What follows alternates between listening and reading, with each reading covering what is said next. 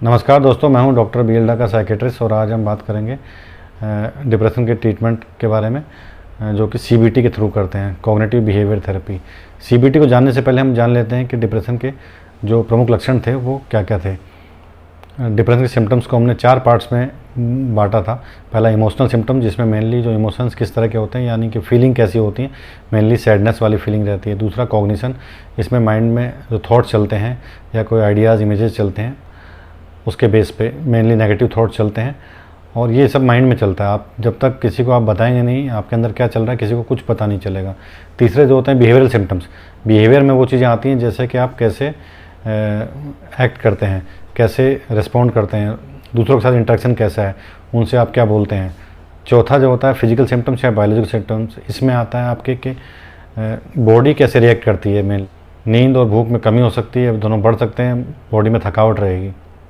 अगर डिटेल में आपको ये डिप्रेशन के लक्षण या डिप्रेशन को कैसे पहचाने या आपको अगर जानना है तो आप ऊपर आई बटन में आपको डिप्रेशन के लक्षण या डिप्रेशन को कैसे पहचाने एक वीडियो है, उसको जाके आप देख सकते हैं। चलिए अब बात करते हैं सीबीटी के बारे में। सीबीटी मतलब कॉग्निटिव बिहेवियर थेरेपी। जो मेन आइडिया है सीबीटी का वो इस बात पे है कि जो हमारे थॉट्स होते हैं और हमारा जो बिहेवियर होते हैं ये काफ़ी हद तक इस चीज़ को डिसाइड करते हैं कि हम कैसा फील करेंगे। तो इन दोनों को यानी थॉट्स को और बिहेवियर को अगर कुछ चेंज किया जाए तो हमारी फीलिंग्स में भी चेंज लाया जा सकता है। ज़्यादातर लोग हम में से ये मानते हैं कि कोई इवेंट होती है उसी इवेंट के कारण ही वो इवेंट ही हमारी फीलिंग को डिसाइड करती है। जैसे किसी की जॉब चली गई तो वो कहेगा मैं अपसेट हूँ क्योंकि मेरी जॉब चली गई। लेकिन सेम इवेंट अगर कई लोगों के साथ हो तो सबका जो बिहेवियर होता है यानी कि जो फीलिंग होती है मेनली वो डिफरेंट होती है। अगर ऐसा होता कि इवेंट ही डिसाइड करती है हमारी फीलिंग्स को तो सब में फीलिंग सेम होनी चाहिए, लेकिन ऐसा होता नहीं है। जितनी भी इवेंट्स होती हैं वो हमारे माइंड्स जो भी इवेंट्स होती हैं वो हमारे थॉट्स हैं और हमारा जो बिलीफ है उसके थ्रू हमेशा फ़िल्टर होती हैं वो। चलिए इसको एक एग्जांपल से समझते हैं। जैसे कि सुबह सुबह आप वॉक पे निकले हों लेकिन आपके पड़ोसी या कोई आपके जानने वाले हैं उन्होंने आपको एक्नॉलेज नहीं किया, तो अब देखते हैं आपके मन में क्या क्या थॉट या क्या क्या विचार आते हैं और उस विचार के हिसाब से आपके अंदर जो फीलिंग्स होंगी वो क्या क्या होंगी। पहला थॉट आपके मन में ये आया कि उसने मुझे इग्नोर किया, ऐसे लोग अक्सर लोग मुझे इग्नोर करते हैं इसीलिए मेरे से ये फ्रेंड्स दूर हो जाते हैं। अगर ये थॉट आया आपको तो आपके जो फीलिंग्स होंगी वो क्या होंगी, सैडनेस की फीलिंग होगी या डिप्रेशन की फीलिंग होगी। दूसरा थॉट आपके मन में ये आया कि अरे वो क्या सोचेगा, मैंने उसको इग्नोर किया। अगर उसने ये सोचा कि मैंने उसे विश नहीं किया तो आपकी जो फीलिंग्स होंगी वो एक तरह से एंजाइटी की फीलिंग होगी या चिंता की फीलिंग होगी। तीसरा आपके जो मन में थॉट आया कि उसने मुझे विश नहीं किया, वो कितना रूड है, तो आपकी जो फीलिंग आएंगी वो इरिटेशन की या एंगर की आ सकती है। चौथा अगर आपके मन में ये थॉट आया कि हो सकता है वो रात की पार्टी से आया हो और उसका भी हैंगओवर उतरा ही नहीं है, तो आपकी जो फीलिंग होगी वो बिल्कुल डिफरेंट होगी या एक अम्यूज़मेंट वाली फीलिंग होगी और रिलैक्स फील करेंगे आप। हमने देखा कि जो इवेंट है उसके कारण नहीं बल्कि उसके साथ जो हमारे मन में थॉट्स चले वही हमें फील कराते हैं। जो हमारी फीलिंग होती है वो क्या फीलिंग होगी वो थॉट्स डिसाइड करते हैं। चलिए अब देखते हैं द प्रोसेस ऑफ डिप्रेशन, मतलब डिप्रेशन में क्या प्रोसेस चलता है, क्या चीज़ होती है जो किसी को डिप्रेस फील कराती है और इसके डिप्रेशन को मेंटेन करती है। बैड एक्सपीरियंसेस जो आपके चाइल्डहुड में हुए हैं वो आपको वल्नरेबल बनाते हैं डिप्रेशन के लिए। इसलिए नहीं कि आपके वो हॉरिबल है आपके लिए, बल्कि इसलिए कि उस इवेंट ने या फिर जो एक्सपीरियंस हुए उसने आपको अपने बारे में क्या सोचने के लिए मजबूर किया। जैसे कि एक एग्जांपल से समझते हैं, बचपन में आपको बहुत बैडली ट्रीट किया गया, उससे आपने ये थॉट लिया कि आपने बहुत गलती की है। आपने ऐसा सोचा कि शायद आपने बड़ी गलती की होगी इसीलिए आपको ऐसा ट्रीट किया गया और आप डिज़र्व करते हो उस तरह की ट्रीटमेंट।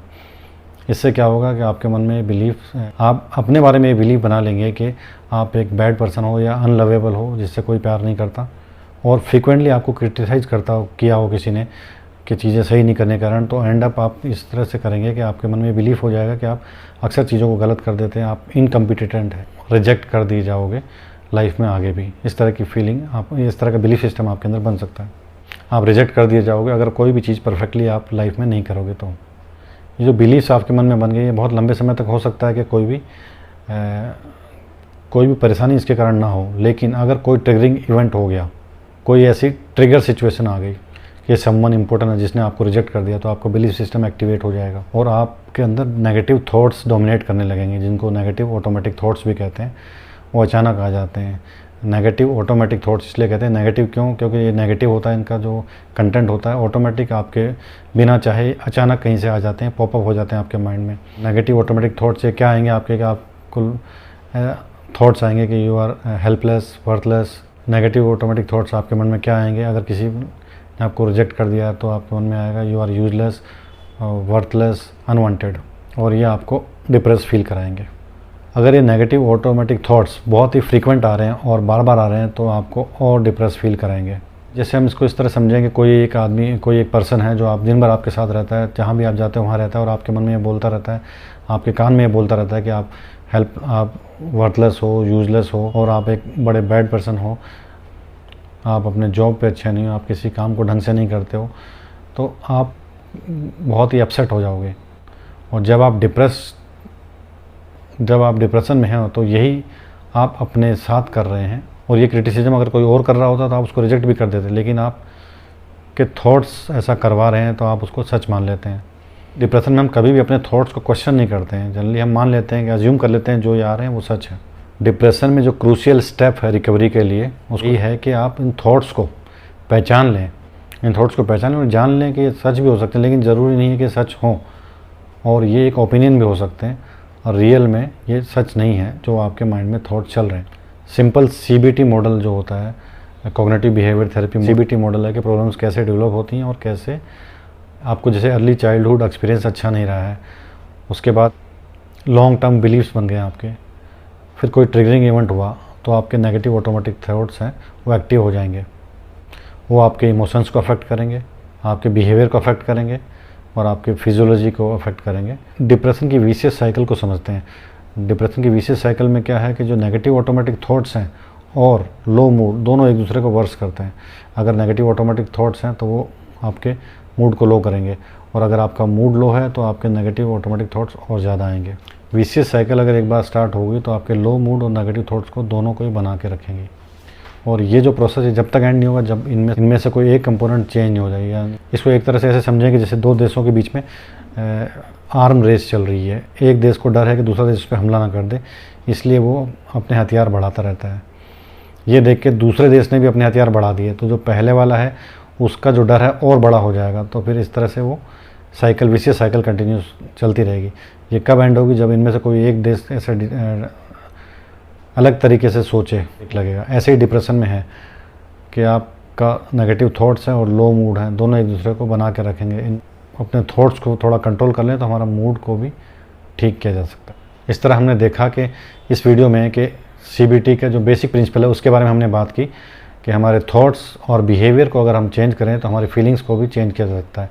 फीलिंग्स यानी कि जो डिप्रेशन में फीलिंग्स होती हैं, सैडनेस, उदास रहना और लो फील करना, इसको हम चेंज कर सकते हैं। आने वाली वीडियो में हम बात करेंगे जो CBT पार्ट 2 में आगे की ट्रीटमेंट के बारे में, CBT के थ्रू डिप्रेशन की।